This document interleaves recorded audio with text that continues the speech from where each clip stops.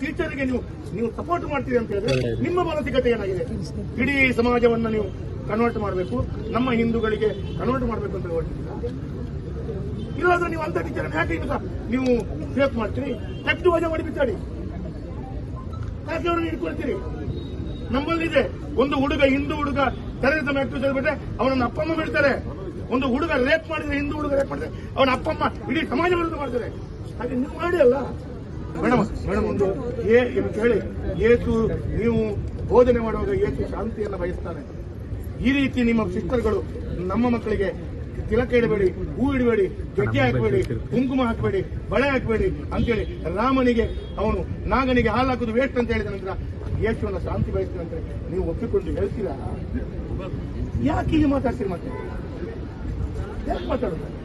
ನಾನು ನಮ್ಮ ನಂಬಿಕೆಗೆ ದ್ರೋಹ ಆದ್ರೆ ನಾವು ಬಿಡಲ್ಲ, ನಿಮ್ಮ ನಂಬಿಕೆಗೆ ದ್ರೋಹ ಆದ್ರೆ ನೀವು ಬಿಡಲ್ಲ, ನಿಮ್ಮ ನಂಬಿಕೆಗೆ ದ್ರೋಹ ನಾವು ಮಾಡಲ್ಲ, ನಾವು ಯಾರಿಗೂ ಮಾಡ್ಲಿಕ್ಕೆ ಬಿಡಲ್ಲ.